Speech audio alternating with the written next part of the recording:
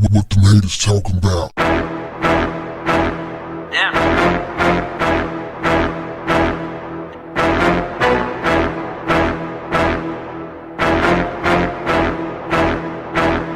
What's up, family?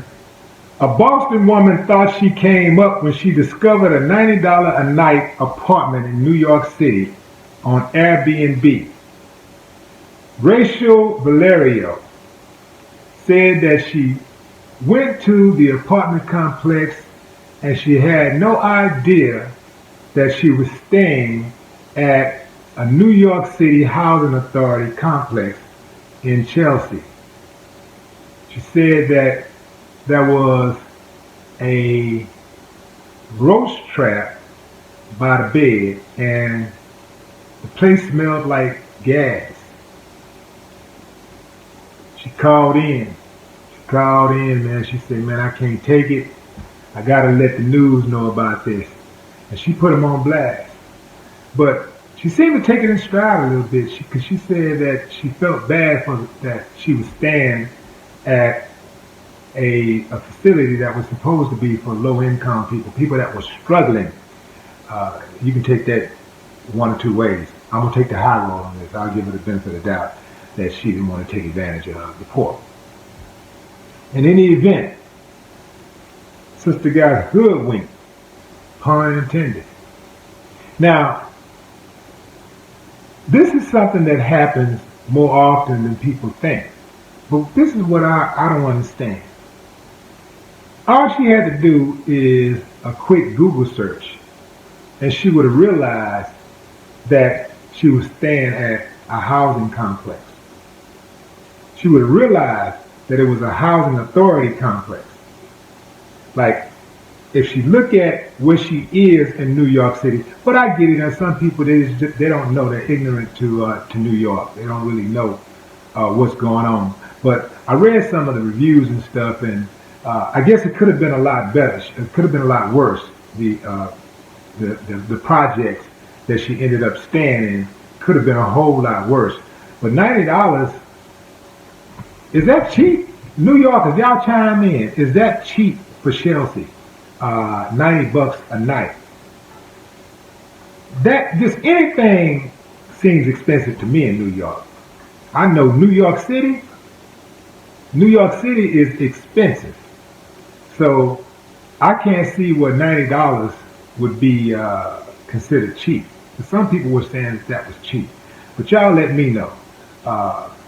I know you can't get anything decent in New York for under, $100, $120 or so, unless you go first. I guess the further out you go from the city, the better deal you can get. But $90 a night, that sounds pretty cheap to me. But when you're going on these vacations and stuff, and these people putting these pictures out there, they're pretty slick. All you gotta do is put a real nice picture out, and a lot of times, you can get people. But this particular owner, I guess it's the owner who she rented from, but this is a scheme. This is a scam because you're not supposed to sublease or sublet an apartment for housing authority. If you own housing authority, if you own housing, you're not supposed. It is the law in New York City. You can't sublet for less than 30 days unless the owner is staying on property.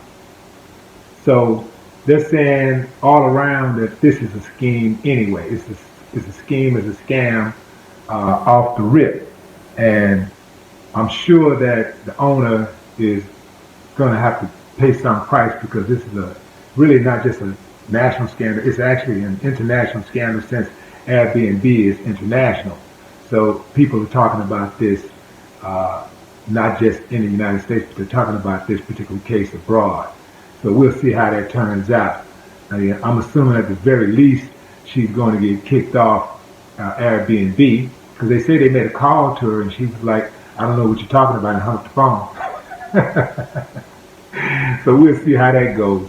On a personal note, I don't have any experience with Airbnb, but I do have experience renting a hotel room I rented a hotel room in Australia. I thought it was a 4-star, but it turned out to be more like a 2-star, maybe 2.5. Anyway, not what I expected, but I did make the most out of it. After all, it was Australia. You did? Red light district, ring a bell? Anyway, let me know if you got any experiences with Airbnb. What you think about this story, y'all? Drop a comment. No more talk. What the haters talking about?